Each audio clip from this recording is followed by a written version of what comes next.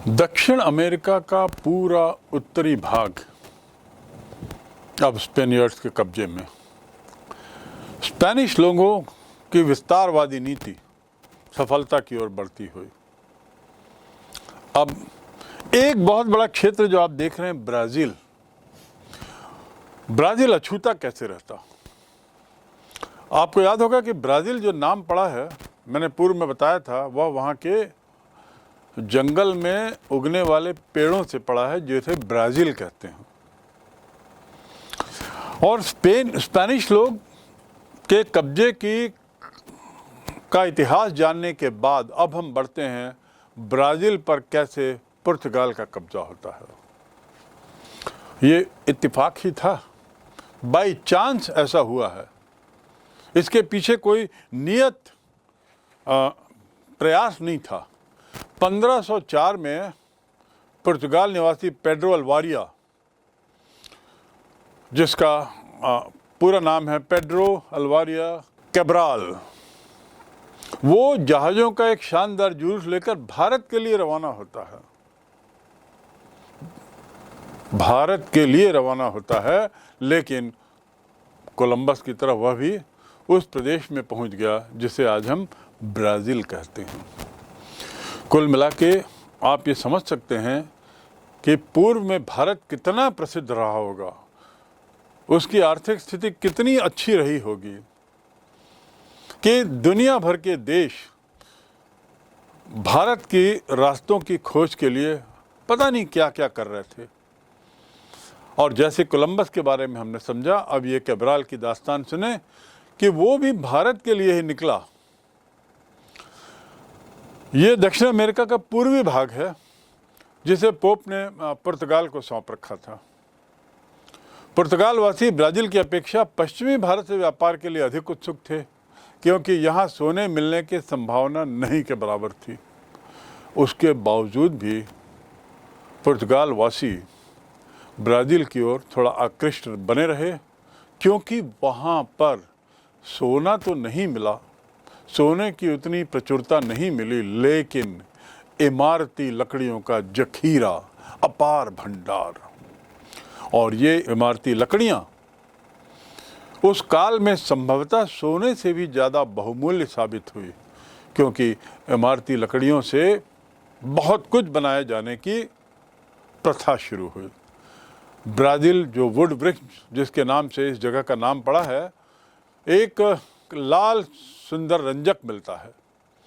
Brazil के मूल निवासी जो थे वहाँ के लोग, वो लोहे, चाकू, छुरी, आरी, मतलब लोहे के बने हुए सामान की एवज में इन पेड़ों को काटने और उसके टुकड़े बनाकर जहाज़ों तक ले जाने के लिए तुरंत तैयार रहते थे, क्योंकि उसको काटने से जो निकलता था जो रस, वो ब्राज़ील के स्थानीय निवासियों की पसंद का था। और उनके पास उसको काटने के लिए औजार नहीं थे, लोहे की कोई जानकारी उनको थी नहीं।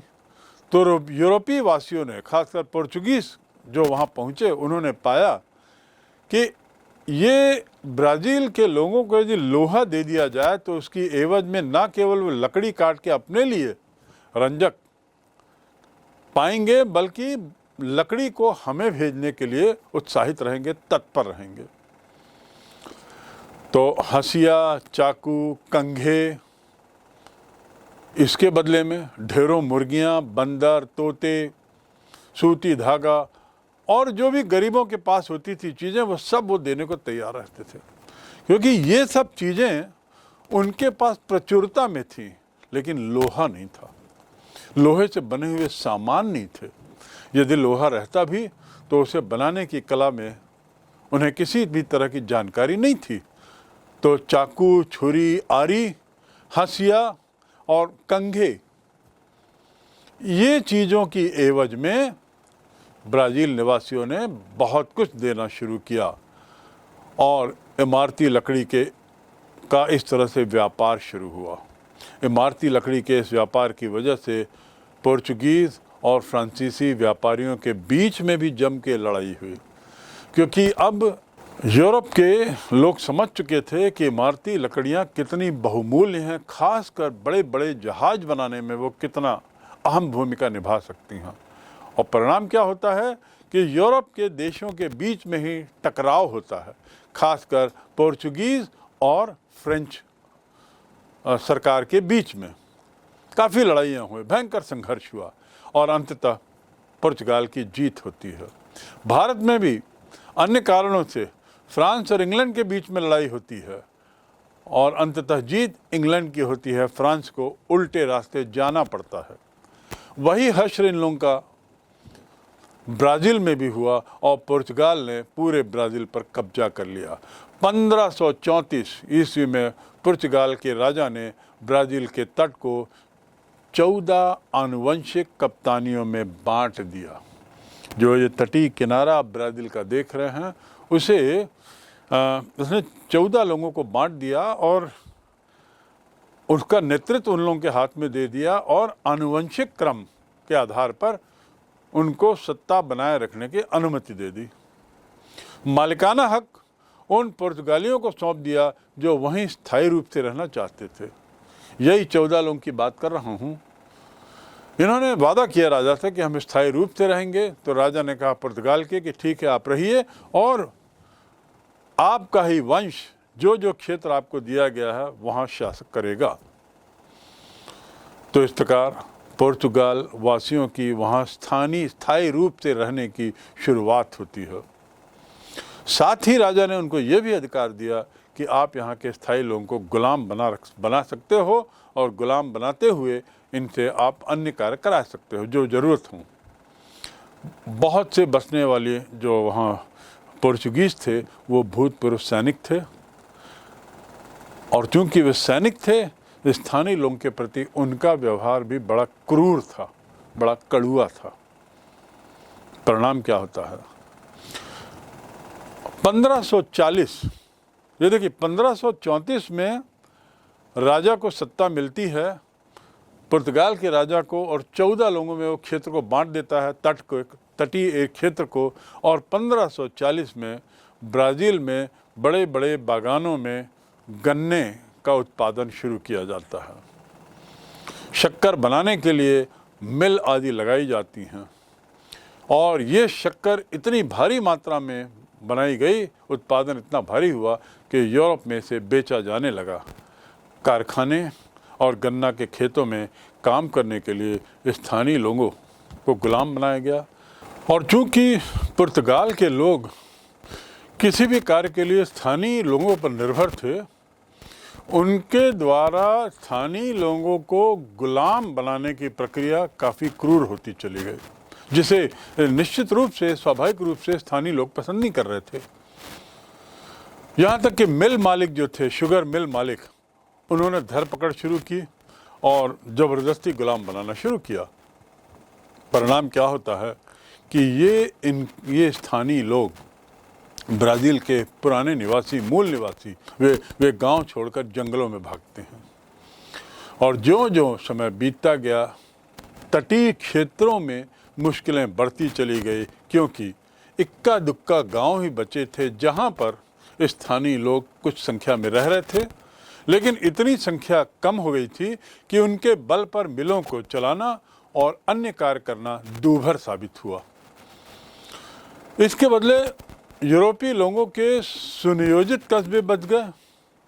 प्लान्ड तरीके से यूरोपीय लोग वहाँ रहने लगे और ब्राज़ील में अब मिल मालिकों ने पश्चिमी अफ्रीका के गुलामों को लाना शुरू किया। और इस प्रकार मैंने पूर्व में जो बात बताई थी कि पश्चिमी अफ्रीका और अमेरिका का क्या संबंध है, इसको हम आगे कुछ पढ़ेंगे। यह क्षण वही है। स्थानीय लोगों का जंगलों में भागना, गांव और कस्बे में यूरोपियनों का बढ़ना और योजनाबद्ध तरीके से रहना, और उनके रहने की एवज में, रहने के लिए, सुचारू रूप से जीवन यापन करने के लिए उन्हें स्थानीय गुलामों की मदद नहीं मिली, तो उन्होंने पश्चिमी अफ्रीका से गुलामों को लाना प्रारंभ किया। लेकिन जो स्पेनिश उपनिवेश थे, वहाँ पे स्थिति बदली हुई थी। स्पेनिश खिलाफ वहाँ एस्टेक और इनका साम्राज्यों के अधिकांश लोगों से खेतों और खदानों में काम कराया जाता था और इसीलिए स्पेनी लोगों को बाहर से दास लाने की जरूरत नहीं पड़ी, जबकि पुर्तगाली लोगों को पश्चिमी अफ्रीका से दासों को लाने की जरूरत पड़ी। ये एक विरोधाभास था। दोनों उसी उद्देश्य से गए हैं, पुर्तगीज भी और स्पेनिश भी। दोनों का उद्देश्य वहाँ की सत्ता, वहाँ के क्षेत्र को हथियाना और स्थानीय लोगों को गुलाम बनाकर कार्य करवाना था। लेकिन जहाँ स्पेनिश लोग सफल हुए, वहीं पुर्तगीज उन लोगों का जीना दूभर हो गया और अंततः उन्हें अफ्रीका के लोगों को गुलाम के रूप में लाने में व्यवस्था मिली। 1549 आता है और ब्राज़ील में पुर्तगाल राजा एक आदेश के तहत एक औपचारिक सरकार की स्थापना करता है और उसके साथ सेल्वाडोर को राजधानी बनाता है। उस समय तक जेसूट पादरी जो धर्माचार्य थे ईसाई धर्म के, वे ब्राज़ील आना शुरू कर देते हैं। यूरोपीय पादरियों को क्षेत्रीय लोग पसंद नहीं करते थे क्योंकि वे मूल निवासियों के साथ दया का बर्ताव करने का सलाह देते थे। अब देखिए, पोर्चुगीज लोगों में भी अर्थात एक तरीके से अंतर हो गया था, मतैक्य था। जहाँ पोर्चुगीज सैनिक और पोर्चुगीज निवासी लोग जो वहाँ बस गए थे, 14 हिस्सों में जो बांटकर आनुवंशिक सत्ता दे दी गई थी, जहाँ वे लोग बड़ी क्रूरता से पेश आ रहे थे स्थानीय लोगों के साथ, वहीं दूसरी ओर पुर्तगाल के लोगों का वह गुट जो धर्म प्रचार के लिए वहाँ गया, वो चाहता था और वह अर्ज करता था कि पुर्तगाल के लोग स्थानीय लोगों के साथ थोड़ा सा नरम व्यवहार करें, थोड़ा दया का बर्ताव करें। ब्राज़ील और कैरिबियन क्षेत्र का कुछ अलग ही थोड़ा सा इतिहास है। जब हम ब्राज़ील और कैरिबियन क्षेत्र की बात करते हैं तो दोनों में कुछ विरोधाभास था, लेकिन एक चीज़ सामान्य थी और वह थी मक्का।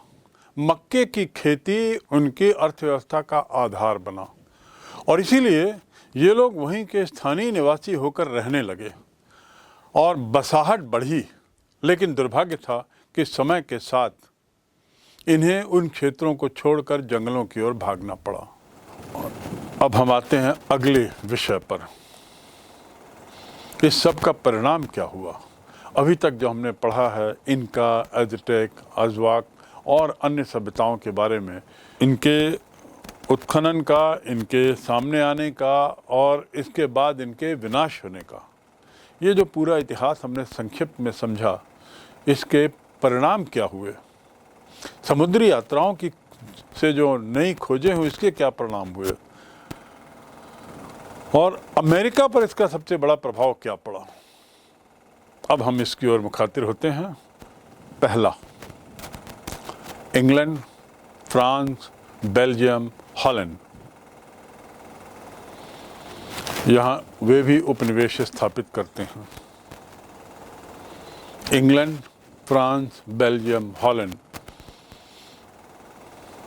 वहाँ उपनिवेश स्थापित होते हैं। यूरोपीय वासियों को नई दुनिया में रुचि आती है और नई दुनिया से मेरा तात्पर्य वही क्षेत्र है जिसे कोलंबस ने खोजा, कार्टेज ने देखा और आदि आदि।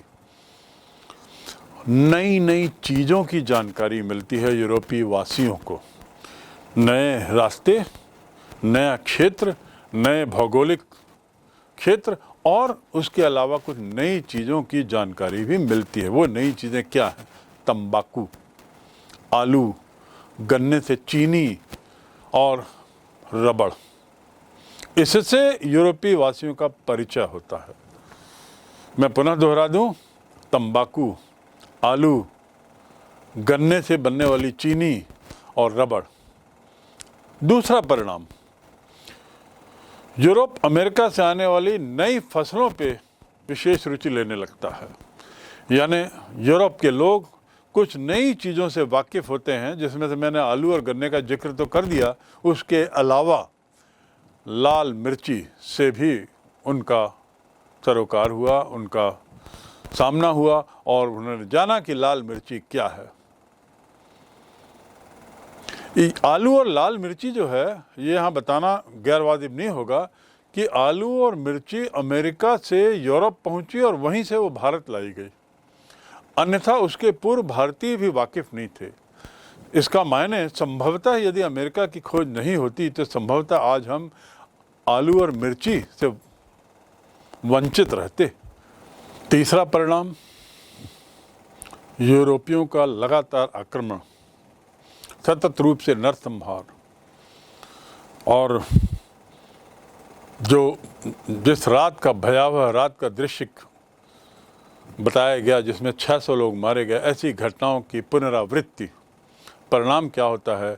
स्थानीय वासियों की जनसंख्या कम होने लगती है, उनको बागानों कारखानों में गुलाम के रूप में रखा जाने लगता है, उनकी जीवन शैली आमूल चूल रूप से नष्ट हो जाती है, तहस नहस हो जाती है, उनकी अपनी संस्कृति गायब हो जाती है। यूरोपियों के आने के पहले इनकी जनसंख्या करीब 7 करोड़ थी, जो घटकर 150 वर्षों में मात्र 35 लाख हो गई। सामान्यतः जनसंख्या बढ़ती है, यदि 7 करोड़ थी तो 150 वर्षों में उसकी आबादी करीब 30 से 40 करोड़ होनी चाहिए थी, लेकिन 30-40 करोड़ के बदले उनकी जनसंख्या 7 करोड़ से गिरकर मात्र 35 लाख हो गई। क्यों? नरसंहार, जंगलों में भागना, पलायन, महामारी, गोलीबाजी, हिंसा आदि आदि, और यूरोपियनों के द्वारा उनके साथ गुलाम का बर्ताव। चौथा परिणाम, जंगल कटवाए गए, इसके बहुत सारे दुष्परिणाम सामने आए। उसके साथ ही एक नई चीज वहां हुई और वह था पशुपालन। अफ्रीका से जो गुलाम लाए गए थे उनके माध्यम से पशुपालन करवाया गया और इन गुलामों के साथ बड़ा अमानवीय व्यवहार किया गया। अगला परिणाम, दक्षिण अमेरिका को लैटिन अमेरिका क्यों कहा जाता है? क्योंकि स्पेनी और पुर्तगाली दोनों ही भाषाएं लैटिन भाषा से जुड़ी हुई हैं, उसी परिवार की हैं, और चूंकि स्पेनिश और पुर्तगीज लोग वहां बसे, उनकी भाषा के नाम से दक्षिण अमेरिका को लैटिन अमेरिका भी कहा जाता है। इसके अलावा एक बहुत महत्वपूर्ण परिणाम अमेरिका यात्रा का, अमेरिका की खोज का, वह था दास प्रथा का प्रारंभ। आधुनिक तरीके से गुलाम की प्रथा का प्रारंभ। तो अब हम इसको एक अलग बिंदु मानते हुए, एक बहुत महत्वपूर्ण बिंदु मानते हुए, थोड़ा दास व्यापार, उपनिवेश और विजय, इसको थोड़ा सा और समझने की कोशिश करें। समुद्री यात्राओं के रूप में जो अभियान शुरू हुए थे, आगे उनका यूरोप, उत्तरी अमेरिका, दक्षिण अमेरिका और अफ्रीका पर काफ़ी असर पड़ता है। इन यात्राओं का कहाँ यूरोप, उत्तरी अमेरिका, दक्षिण अमेरिका, अफ्रीका, और भारत भी अछूता नहीं रहा। आलू और मिर्ची तो वहीं से आई थी। 15वीं सदी में शुरू की गई यूरोपीय समुद्री परियोजनाएं एक महासागर से दूसरे महासागर समुद्री मार्ग खोलते जाती हैं। इससे कई नए मार्ग खुलते हैं और पहली बार बहुत सारे मार्गों का जाल बिछ जाता है जहां पूर्व में अंधकार था। पहले अंधकार भरे रास्ते थे। इससे पहले कोई भी जहाज कैरिबियन या अमेरिका महाद्वीप के जलमार्ग में घुसा ही नहीं था, अर्थात अटलांटिक प्रशांत की ओर ज़्यादा गया नहीं था। लेकिन 15वीं शताब्दी के बाद और फिर इमारती लकड़ियों के मिलने के बाद ये एक मुख्य व्यवसाय बन गया। दक्षिणी अटलांटिक के आसपास तो बहुत सारे साहसिक कार्य संपन्न हुए। किसी भी जहाज ने इससे पूर्व उससे आगे जाना तो दूर, पानी में प्रवेश भी नहीं किया था। लेकिन 15वीं 16वीं सदी में यह साहसिक कार्य प्रारंभ होता है। यहाँ पर थोड़ा सा मैं विषयांतर नहीं बल्कि थोड़ा सा तत्कालीन यूरोपीय इतिहास को थोड़ा भारत के इतिहास से तुलना करना चाहूँगा। एक और जहाँ यूरोप में साहसिक कार्यों का दौर चला, नई नई खोजों का दौर चला, नए साम्राज्यवाद का दौर प्रारंभ हुआ, उस समय भारत में मुस्लिम शासन था। खिलजी वंश और इसके अलावा तुगलक वंश, ये इन लोगों का वंश भारत में आता है, हमला करता है, शासन करता है और उसके बाद समाप्त हो जाता है। इस काल में भारत में हम किसी भी तरह का कोई बदलाव विशेष नहीं देखते। मुस्लिम शासकों के आने के बावजूद भी कोई विशेष प्रभाव भारतीय समाज पर नहीं पड़ता है। कोई नई चीज़ें सामने आई हों ऐसा नहीं होता है, जबकि पश्चिमी जगत में उथल पुथल मच जाती है।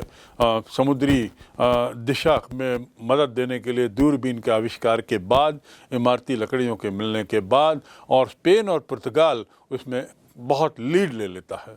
अमेरिका की खोज से यूरोपीय वासियों को बहुत लाभ पहुंचता है। सोने चांदी की बाढ़ आ जाती है, अंतर्राष्ट्रीय व्यापार बहुत बढ़ जाता है, औद्योगिकरण की ओर शुरुआत होती है। आपको याद होगा ब्राज़ील में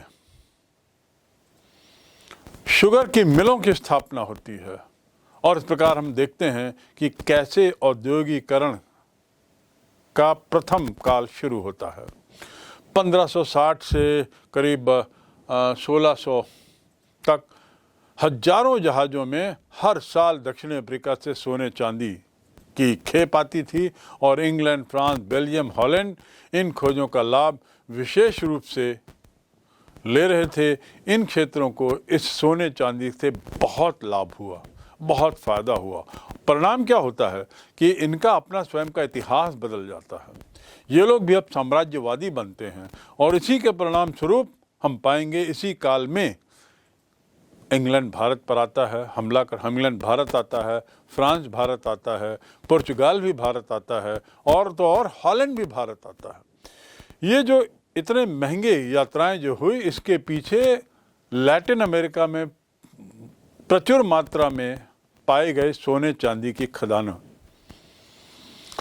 इन देशों के व्यापारिक संगठनों ने संयुक्त पूंजी कंपनियां बनाई, जैसे ईस्ट इंडिया कंपनी बनी और बड़े बड़े अभियान चलाए। अपने उपनिवेश भी स्थापित किए, जैसे भारत एक उपनिवेश बना और यूरोप वासियों को नई दुनिया में उत्पन्न होने वाली जो चीज़ें मैंने आपको पूर्व में बताई, जैसे तंबाकू, आलू, रबड़, चीनी, लाल मिर्ची आदि, इससे परिचित करवाया। ये तो रहा अमेरिका का योगदान। अमेरिका से जुड़ने के परिणाम, इसके अलावा और क्या हुआ? रही बात अमेरिका के अंदर की, तो अमेरिका में दो जो बड़ी सभ्यताएं थीं, एज़टेक और इनका, ये पूरी तरह नष्ट हो गई। ये बात साफ हुई कि ये दो संस्कृतियां एक दूसरे से भिन्न थीं। हारे हुए लोग गुलामी करने को विवश थे। वैसे तो गुलाम बनाना नई कोई बात नहीं थी। दक्षिण अमेरिका का अनुभव इस दृष्टि से नया था कि उसके साथ वहाँ उत्पादन की पूंजीवादी प्रणाली आई, यानी कैपिटलिज्म, आधुनिक अर्थव्यवस्था की शुरुआत वहीं से हम देखते हैं। ब्राज़ील से सन 1601 में स्पेन के शासक फिलिप द्वितीय ने सार्वजनिक तौर पर बेगार पर रोक लगाई थी। 1601 में बेगार पर रोक लगाई थी, लेकिन उसने एक गुप्त आदेश भी जारी कर दिया था और जिसके तहत उसने कहा था कि बेगारी जारी रह सकती है, बेगारी व्यवस्था बनाए रखी जाए। ये एक गुप्त आदेश था। ये 1601 ही का वर्ष है जब ईस्ट इंडिया कंपनी अपने कुछ अधिकारियों के साथ पहली बार भारत पहुंची। सन 1609 में ईसाई और गैर ईसाई उनको पूर्ण स्वतंत्रता दी जाती है। स्थानीय लोगों को उसे इस स्वतंत्रता का थोड़ा लाभ भी मिलता है, लेकिन यूरोप से आए लोग जो थे वहाँ पे, वो थोड़ा नाराज़ हो गए। उनकी नाराज़गी इस बात की थी कि गैर ईसाई लोग जो वहाँ रह रहे हैं, कैसे उन समानता उनके साथ मानी जाए, इसको इस बात को लेकर नाराजगी हो गई। रही बात दास प्रथा की, तो दास प्रथा के विरोध में तो 1780 के आसपास बहुत विवाद हुआ। उस दशक में पूरे यूरोप में कुछ लोगों ने यहाँ तक भी कहा कि यूरोप के निवासियों के अफ्रीका में आने से पूर्व वहाँ दास प्रथा थी। अफ्रीका में भी स्थापित नए राज्यों में जो मुल्क बने थे वो मजदूरों की मदद से बने थे, ऐसा कुछ लोगों का विचार था। लेकिन 1789 में एक आत्मकथा आई, एक्वियानो नाम के एक मुक्त गुलामों ने लिखा है कि अफ्रीका में गुलामों के साथ पारिवारिक सदस्यों जैसा बर्ताव होता था वैसा नहीं जैसा इनका और एज़टेक के साथ हुआ। एरिक विलियम्स एक आधुनिक इतिहासकार, उसने 1940 के दशक में अपनी किताब लिखी और इसमें अफ्रीकी गुलामों द्वारा सही गई तकलीफ़ों का फिर से जायज़ तरीके से जायजा करने की पहल की। अर्थात उसका कहना था कि नए तरीके से अध्ययन किया जाए कि अफ्रीकी गुलामों के साथ वास्तव में कैसा बर्ताव हुआ, किस हद तक हुआ, क्यों हुआ और उसके परिणाम क्या रहे। तो इस प्रकार हम देख सकते हैं कि कैसे दास प्रथा का प्रारंभ और उसको लेकर उठे विवाद तक की जो 200-300 साल की का इतिहास है, उसको लेकर अब समाज जो है काफ़ी चैतन्य है और वर्तमान में तो दास प्रथा हर देश में गैर कानूनी हो गई है।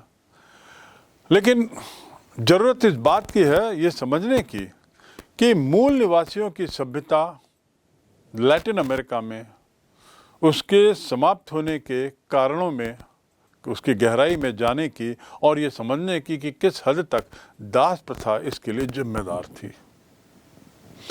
इस प्रकार ये अध्याय दास प्रथा के साथ ही समाप्त होता है और इससे दिए हुए संबंधित प्रश्न आपकी पुस्तक में दिए हुए हैं। लैटिन अमेरिका, स्पेन, पुर्तगाल, अमेरिका और कुछ हद तक भारत, इसके संबंधों के बारे में हमने इस अध्याय में पढ़ा। 15वीं, 16वीं और 17वीं शताब्दी।